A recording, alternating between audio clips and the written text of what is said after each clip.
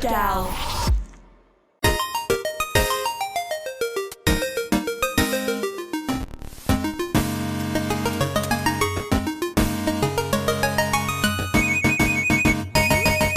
Hey guys, and welcome for another episode of GALP. It's your boy Bish. It's another week, another episode. We are taking a pause on our Dynasty Warriors episodes this month because I haven't played Dynasty Warriors 6 yet, and I've just finished the Dynasty Warriors 5 episode. But today we're going to be talking about another hack and slash game that is near and dear to my heart, which is Lollipop Chainsaw. Whoa! Before we get into it, I want to thank our sponsors, Crunchyroll. You can go and check them out in the ads. Links will be in the description as well. Remember, before we kind of get into the main bulk of discussion, GALP is a gaming podcast. We kind of focus on Japanese games specifically, but we cover all titles that I think are relevant to us and our audience. So you guys can also determine what you want us to cover and what games you would like us to talk about if you leave a comment on YouTube, because the podcast's on YouTube now, or if you respond on Spotify. Unfortunately, there is no way to indicate on iTunes, but you know what? Tweet me at GALP Podcasts or join our Discord, galpodcast.com/Discord, and we can have discussion there as well. If you guys really want to support the show and you like what we do, we used to have a Patreon. We're not going to open the Patreon yet, but we are working on redoing Patreon for you guys. But until then, just make sure you share the podcast around.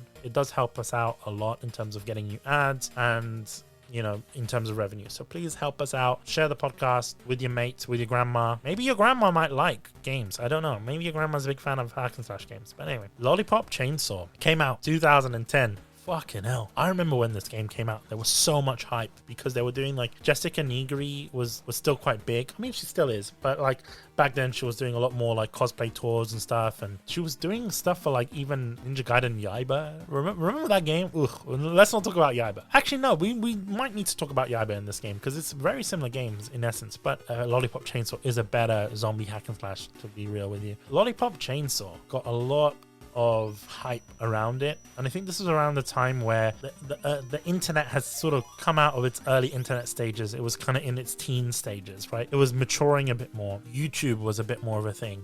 People were just covering this game non-stop. This is Lollipop Chainsaw. This is what it's about.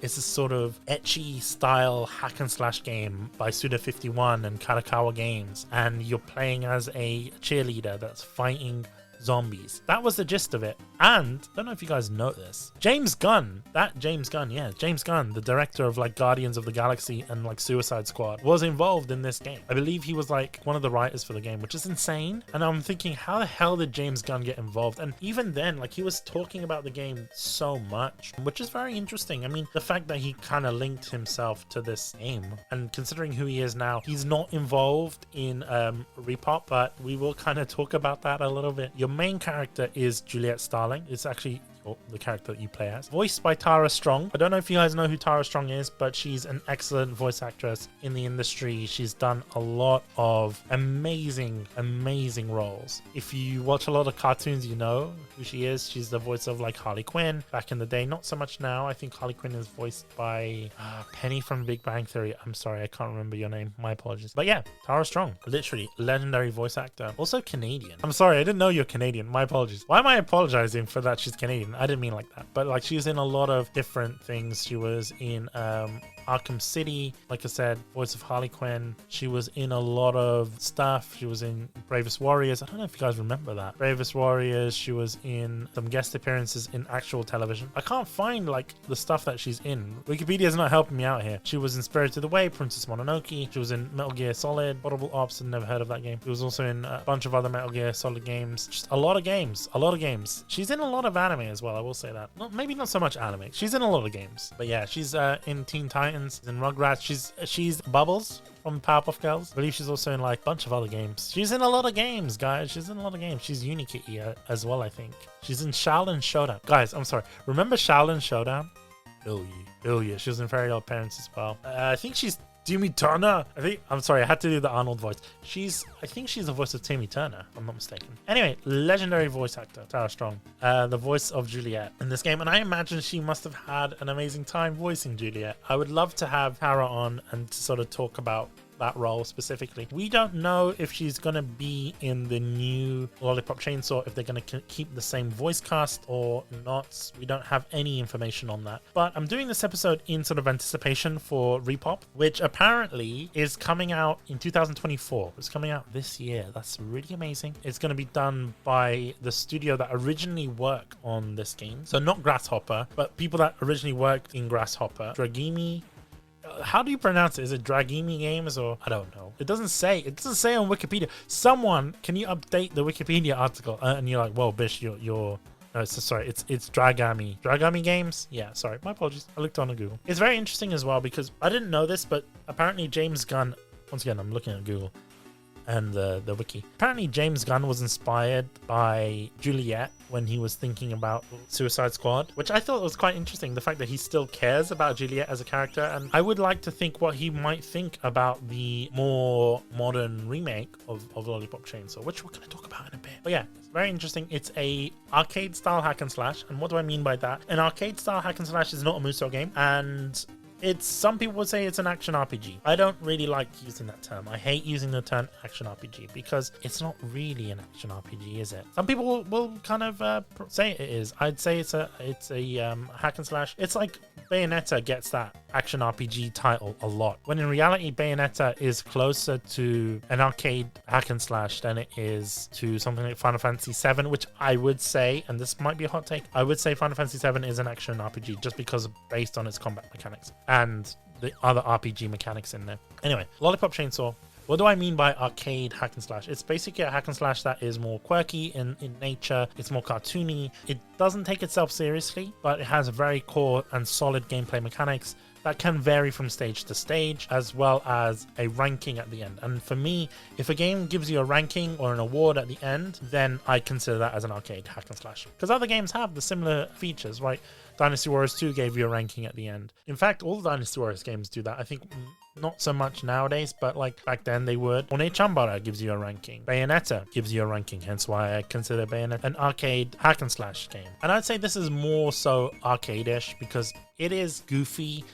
It's a game that you're not really supposed to take as seriously as the rest of them. You know, you're playing as a cheerleader who has a decapitated head on her ass, right? Her boyfriend, Nick. They pulled out all the stops for this game, right? There's a lot of licensed music, which I'm presuming is provided by Warner Brothers because Warner Brothers did publish this game in the West and it was done by Kadokawa in Japan. Of course, I think Kadokawa still had publishing credits in Europe and America as well. They just probably didn't remove them. They still credited them, which is fair. You had some really lovely music in the game, which is copyrighted. We're not going to play it, but it worries me about RePOP because originally RePOP was set to be a remake as opposed to a remaster. So everything was supposed to be remade completely, and then people were wondering, well, how is this going to work in terms of story? Is the story going to change? Are the characters going to change? Is the music going to change? And then they just announced it. Probably, I'm presuming after a lot of delays, they were like, oh shit, let's just make this a remaster, because they would probably already have built the assets anyway. And I think that's probably what the fans want to see. They want to see a remaster, and then I probably think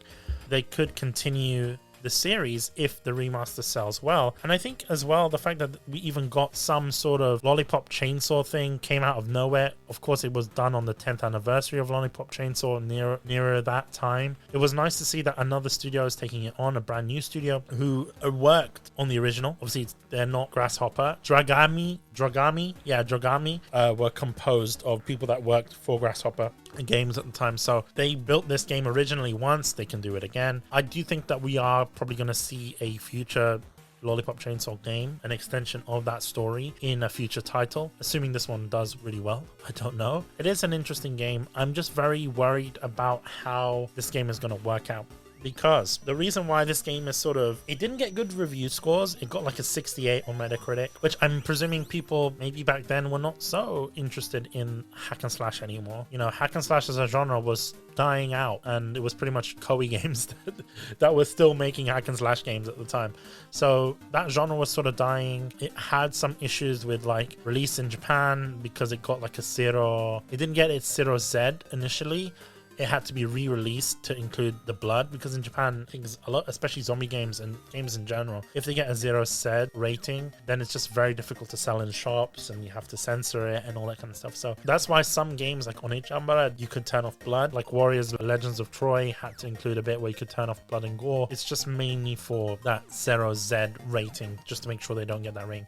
They did get it re-released, of course. The game also did come with DLC, but I believe if you bought the PlayStation 3 version of the game, you had a lot of that DLC included as unlockables, which is very interesting. And I loved how you didn't need to rely on DLC in this game. Like literally everything is pretty much unlockable, all the costumes, like weapons and stuff as well, which was really cool. And you did it through these little bits in the map where you come up and, I don't know how to explain it, but like these little stores called shop-to-shop.zom, which I think is kind of cute. And you get that lollipop. I'm not going to say the rest of it. I don't want to get content claimed. But like basically you have that music in the background, and you think you pay with lollipop. No, you pay with lollipops. You pay with some sort of cash that you get in the game. And it was really cool because you can upgrade everything. You can upgrade your weapons. You can upgrade your health bars. You can buy outfits, which is always what I would do because, you know, I like the outfits in the game. They're really cool. You had all of those aspects within the game, and the pieces of music that was being used was very iconic. A lot of them was licensed pieces of music, and I think this is why it sort of solidified the game and sort of made it very sought after for game collectors, because guess what? If you wanted to play the game, they removed it from the PlayStation Store because of licensing. Because that's what happens after a while. Same sort of thing what happened with Scott Pilgrim. Right? They removed from the store because the license ran out, not necessarily on the game itself, but like on the music that was in the game. So it's either the publisher has to relicense all that music out again, renegotiate the licensing, which at this point, it wasn't probably making Warner Brothers and Kalakawa any money. So they're like, forget about it. Why are we going to do that? And instead what they kind of opted for was just to pull it out. And as a result, the game became really expensive on the secondhand market. I bought my copy of the game. I paid £50. I went to the trusty CEX, or SEX as they call it in the UK. I don't like calling it that. I'll just call it CEX. I went to CEX and there was literally one in London, and it was in Camden. I went to Camden Market, CEX, and I picked up the last one literally as the store was about to close, because I wanted to do this episode and I was like, I need to play this game because I didn't get to play it in 2012, which was weird because I had no interest in the game in 2012. Why? Because the only hack and slash game I was playing was Dynasty Warriors, and even then I was like, what the fuck is this title? I wasn't necessarily into like ecchi games, and I thought, oh, there's no real place for them. I still think that there's not really a place for them now, but still, I didn't want to play the game back then. I wanted to play it now. I've changed as a person a little bit. I thought, well, the fact that this game is super expensive now, I wanted to try it. And the weird thing is, I had no interest in buying the game, but I would still watch YouTube videos. Like I used to watch the Achievement Hunters, you know, play the game. Or I can't remember, there was this one guy on YouTube, and he was quite big at the time, and he was doing like playthroughs. Let's Plays was still quite big. And I was like, no way, I'm gonna watch Let's Plays of this. And this is before the whole YouTube content strike system, and you can kind of get away with a lot of things back then. So that sort of early 2010s era, and people were showing off gameplay, and I was like, no way, this is really cool. I always wanted to get the game, and by the time I tried to get it, it was just out of stock, and you know, it was just very limited release and whatnot. And I think as well, because I was still quite young when the game came out. It came out in June 2012. I was still in high school, so I wasn't necessarily able to buy the game because it was like rated 18, I think. I wasn't 18 at the time. I was 18 later on that year. I was like 17. I couldn't go and buy the game. It wasn't something that I was gonna ask someone in my family to buy for me, because they would be like, what the fuck is this? They would not want me to play it. Maybe they wouldn't want me to play it, or they'd be like, what, Bish, this is a bit weird. I'm not gonna buy this game for you. I couldn't buy it for myself, and probably by the time I became 18, I wasn't able to buy it, which sucked. I mean, you know, it is what it is. Anyways, it's an interesting game. It's just that it's a very interesting game. You had so many different features within it. Like I mentioned, that you had the chop to shop, you had your gold medals by defeating zombies, smashing objects, saving people as well. So you had like this sort of timer, and you know, you could save them, you could not save them. You got more rewards and points and stuff if you save them. I just liked how each stage was a theme. It was really interesting, and you know, you had very unique boss battles, very unique like combat mechanics, and you can unlock, and this is something I didn't like, you can unlock movesets. I hate that. I genuinely hate that, paying to unlock moves. I wanted all the moves to just be available, and I hope it's the same with RePOP. I hope that you could just unlock all the moves from the beginning, whether it's through a leveling up system. I don't think there was necessarily a leveling up system within this game, which made sense, but you could kind of pay with gold medals and stuff to unlock other bits, which makes sense. I mean, other games do the same. Bayonetta, Onichambara, they do the same sort of thing. You have the Chainsaw Blaster, which I thought was really cool. It was basically, it was like a t-shirt cannon almost, but I think instead you use Nick's head. Do you use Nick's head? I think, I don't know. I can't quite remember, but you basically shoot at zombies. No, you didn't use Nick's head. You'd basically use like these, it was like a massive Nerf gun. It was like a Gatling gun that you could basically like shoot zombies' heads off and stuff, which I think was cool. Chainsaw Dash, which allows you to charge your chainsaw and fly off ramps, which you kind of had that in between certain battles, and they were kind of like the mini games in between, and it sort of helped to break up the combat so it wasn't always the same, which you kind of need in hack and slash game, right? Because if this was just pure hack and slash, it would get boring really quick, especially you are playing as one character, you have a limited set of moves, a lot of the stages tend to be the same. It's, although they are varied, but like it's pretty much the same battle mechanics all the time. Yeah, you can also use like lollipops to cover health, because apparently lollipops is Juliet's favorite food. Okay, the story is quite interesting because she is a zombie hunter with her sister, the whole family apparently, and every once in a while you get calls from your mum or your dad and can answer the calls. I haven't really figured out how to. It's happened by accident a few times, and literally your mum would be on the phone, there'll be a voicemail from your mum or from your dad. You can always go back in the pause menu and listen to them, and you'd hear them, you'd get little bits of the story through that. I thought it was really intriguing. It's pretty cool. Like, I really do love the game. You can do other bits like get Nick tickets and activate this Nick roulette, which basically you could do different things with Nick's head. Sounds weird, but it's pretty cool. Like, basically you can have him like rush into zombies and makes them groggy, makes them a lot easier to attack, and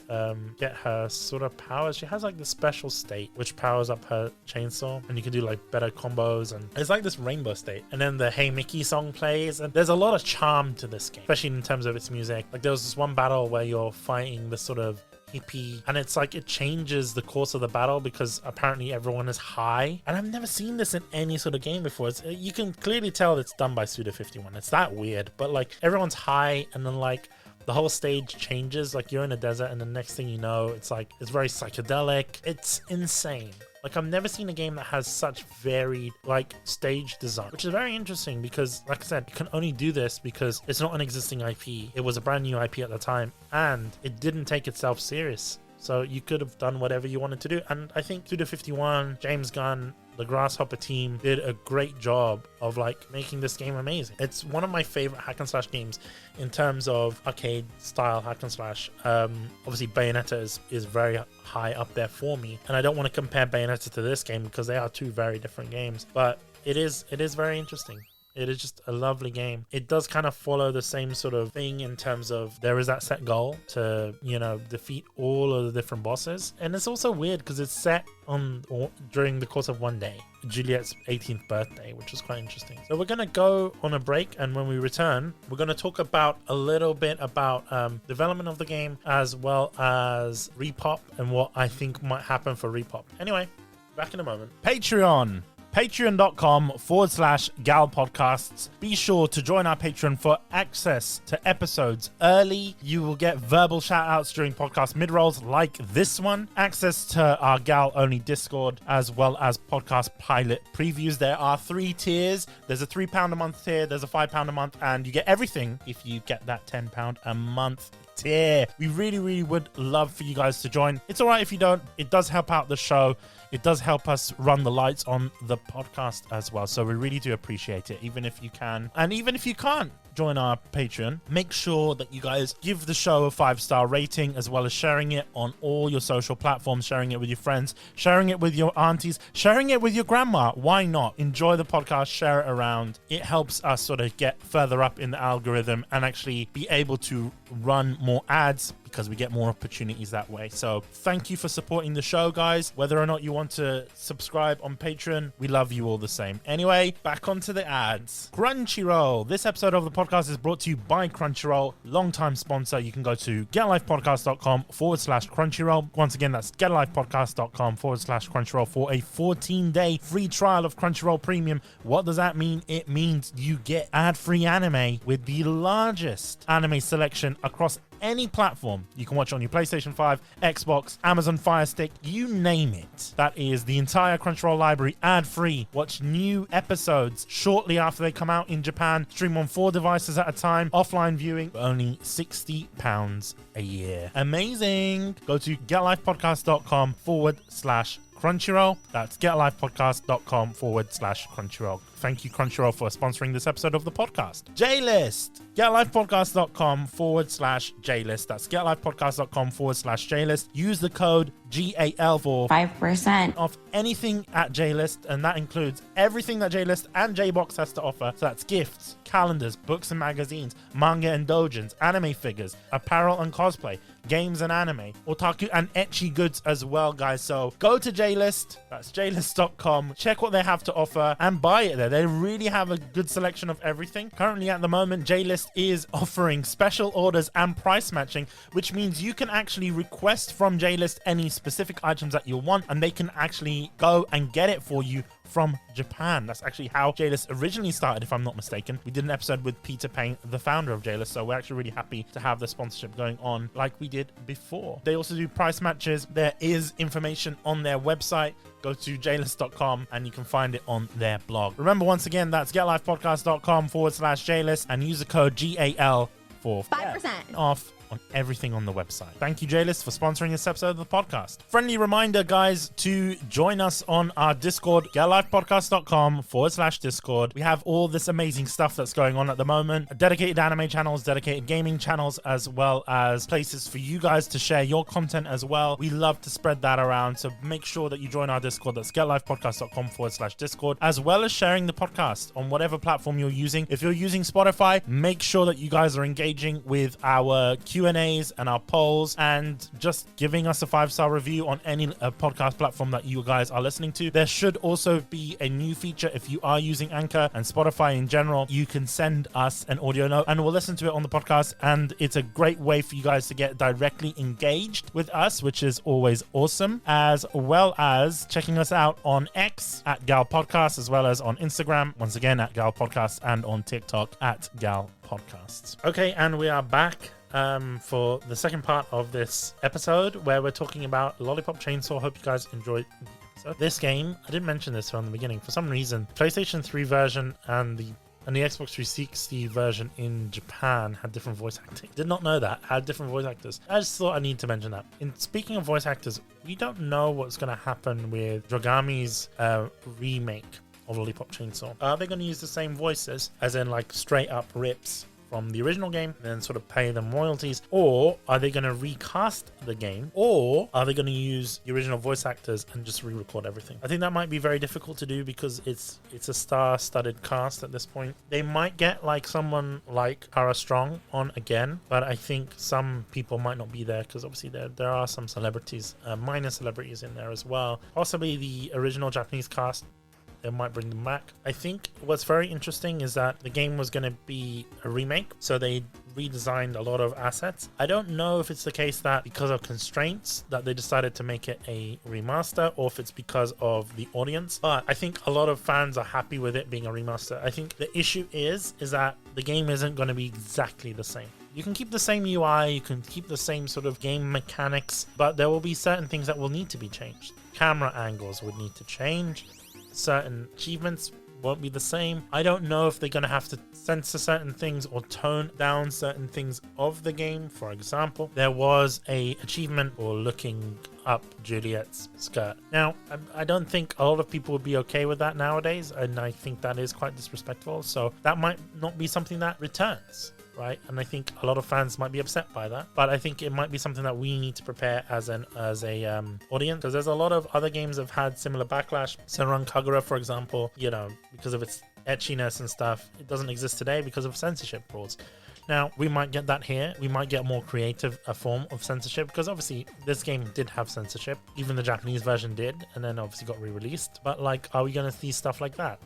Are we going to see it as a one-to-one remake, as a one-to-one remaster? Maybe, maybe not. I think the main issue is going to be licensing and voices. Licensing in terms of music. I don't think we're going to get the same level of music in this game. I mean, The songs are quite old at this point. It might be cheaper to license out the songs, but then we might get into the same scenario that yes, it's going to be released on like modern consoles, PS5, Xbox Series, but like in a few years time when the licenses expire, evidently, are they going to renew it, or are we going to have to deal with this whole getting it removed from the PlayStation Store? And I advise a lot of people, if that's going to be the case, which if they are going to include the music back again, buy the game physically. Do not buy the game digitally, especially now with Sony removing content they no longer have license to from the store and not refunding people for, in terms of that whole issue with Discovery videos and stuff like that. They've just removed it, didn't refund anyone. So I don't know, and I would kind of recommend that people buy the game physically if there is going to be a physical edition. I don't know how this game is going to kind of continue. Are we going to see DLC? Are we going to see this game continue in terms of story if it does well? Because most likely, if it does well for Dragami Games, as a studio, this is probably their first game. As a studio, they'll probably be like, okay, we can do another game after this. That might be something that is on the table. Looking at the screenshots that's been provided and videos and stuff. Oh no, sorry, this isn't their first game. My apology. They do other games. It's not just this other game, but they do other games. They did Square Root Letter, which was a game that was actually published by can't remember if it was published by Marvelous. It was published by one of the games. Killer is Dead, they did that. They did quite a few games. Root Film, Demon Gaze Extra, Lover Kiss, Relay. They did quite a few games. Lollipop Chainsaw as well. They worked on that, the original. There is no mention of Lollipop Chainsaw RePOP on their website, but Yasuda-san basically showed off a bunch of different things in terms of, I believe he's one of the main game designers for Lollipop Chainsaw, and like Killer is Dead, Can Call as well, Demon Gaze. He's basically where we're getting a lot of the information from. So he's showing off screenshots of what the game looks like. He's giving us information in terms of the changes that they're making as well. So basically, we'll feature the original scenario and script without any changes, and the team is fighting to the best of their ability against censorship. So it's really cool that Dragami Games is actually fighting against censorship. There are some other bits. I'm just going through Yasuda's tweets now. RePOP's renovation to the Chainsaw Blaster. They're working on adjusting hit detection and improving usability, including an auto aim feature, which is actually amazing if they get that done properly, because Chainsaw Blaster was such a fucking pain in the ass to use. But the fact that they're improving it, they're also improving playability by modifying battles that are not well tuned, such as the baseball games, and by shortening extremely long loading times, which makes sense. It's a PS3 game. Loading times will probably gonna improve anyway on the PS5. I'm just hoping that they sort of improve it to the point where, you're not waiting half an hour for a mission to load, because it was kind of like that. They're also working on increasing resolution and FPS so that the game can be comfortably played with vivid visuals, and they're including, what is this? We worked on improving the game feel of Lollipop Chainsaw. For example, zombies don't come as close to Juliet as they do pole dancing attack, even after the exciting attack scene is over. I like how he said exciting attack scene. What a legend for saying that. You still have to use normal attacks to defeat zombies in order to proceed. By tuning these little hiccups into an enjoyable experience one by one, I hope to make this game popular with many people. So it looks like they are improving a lot of different things, and for Yasuda and his team to give frequent updates, like these are updates that are from December 22nd, right? Like the fact that he's giving updates means that they are passionate about this game. They do want to get this game improved. Here's another update. Thank you for all the messages that we've received this year in 2024. We'll finally relaunch RePOP, so please look forward to it. Also on New Year's Day, we'll start the campaign to present a Juliet figure, so please join us. I don't know what they mean by that. I'm presuming it might be like pre-order bonus Juliet figure for a special edition, but it is coming in 2024. So yeah, it looks like they are going to take a lot of time in sort of making the game great. I'm also thinking there's a lot of on Twitter, there's a lot of fan art that's emerging from this. There's another one with Chainsaw Action. We're focusing on eliminating sluggishness, improving camera performance, and improving combo input. Makes sense. There is also a Peach Milky cosplay. A lot of people know her for her cosplays and stuff. She's got cosplay in the title. I have a feeling that they might use her images for like promotional material, because she did a Lollipop Chainsaw photo shoot. I don't know if that is linked with Yasuda and his team at Dragami, but I do remember when the game originally released, they did a lot of television campaigns and social campaigns with Jessica Nigri, who was a very popular cosplayer at the time. So it might be the case that they do the same thing with Peach Milky. We don't know. But yeah, Lollipop Chainsaw. Hope you guys enjoyed this episode. It was a very short episode today, but there isn't much for me to say until we get more information. As we get gameplay footage, as we get press releases and stuff like that, I will be releasing more episodes and we'll have more discussions surrounding Lollipop Chainsaw. Let me know what you guys think on Twitter at GALP Podcasts, on Threads if you use Threads. I don't know many people that do.